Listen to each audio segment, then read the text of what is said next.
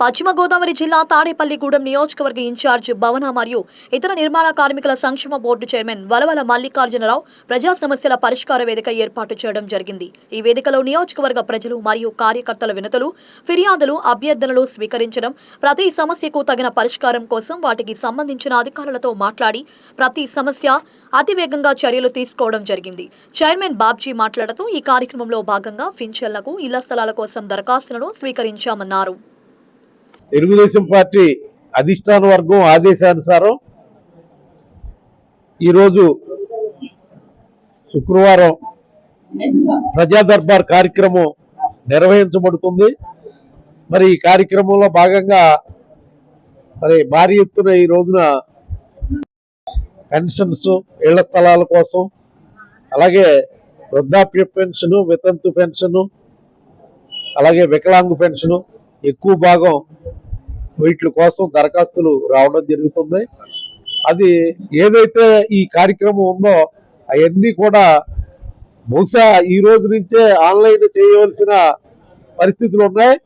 ఆ పరిస్థితుల దృష్ట్యా మరి అతి తొందరలోనే లబ్ధిదారులందరికీ కూడా ఈ పెన్షన్లు వచ్చే రకంగా మన కూటమి అధినేత ముఖ్యమంత్రి చంద్రబాబు నాయుడు గారు, అలాగే ఉప ముఖ్యమంత్రి పవన్ కళ్యాణ్ గారు, మన తెలుగుదేశం పార్టీ భవిష్యత్తు నాయకుడు నారా లోకేష్ గారి ఆధ్వర్యంలో మరి మన రాష్ట్ర అధ్యక్షులు పల్లా శ్రీనివాసరావు గారు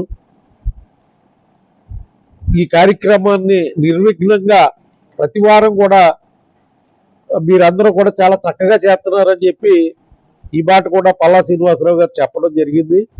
ముఖ్యంగా ఈ కార్యక్రమంలో భాగంగా ఈరోజు ఇక్కడ తెలుగుదేశం పార్టీ శ్రేణులన్నీ ఈ కార్యక్రమాన్ని పూర్తి చేయడానికి ప్రతి ఒక్కరూ ఒక ఇనిషియేటివ్ తీసుకుని ఎవరైతే లబ్ధిదారులు ఉన్నారో వాళ్ళందరినీ కూడా తీసుకొచ్చి ఈ ఆన్లైన్ చేయించడానికి సహకరించిన మరి పట్టణ అధ్యక్షుడు రాంపండు గారు, అలాగే పెంటపాడు మండల అధ్యక్షుడు కిలపర్తి వెంకట్రావు గారు, అలాగే యూనిట్ ఇన్ఛార్జి ఇంకా తెలుగుదేశం పార్టీ నాయకులు, కార్యకర్తలు అందరికీ కూడా పేరు పేరున ధన్యవాదాలు తెలియజేసుకుంటూ ఒక చిత్తశుద్ధి కలిగిన కార్యక్రమం ఈ ప్రజా దర్బార్ కార్యక్రమం.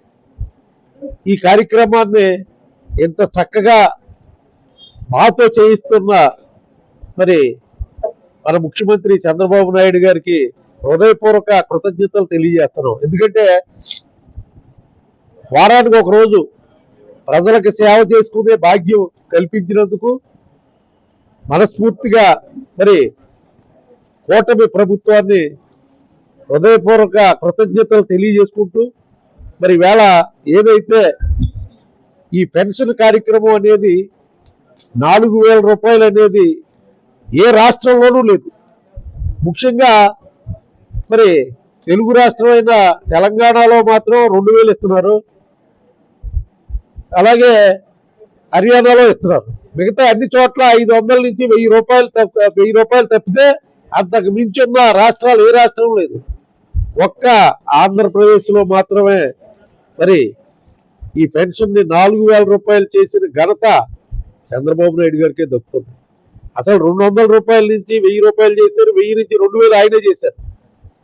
మధ్యలో జగన్మోహన్ రెడ్డి గారు 2,000 నుంచి 3,000 చేస్తాకే 5 సంవత్సరాలు పట్టింది.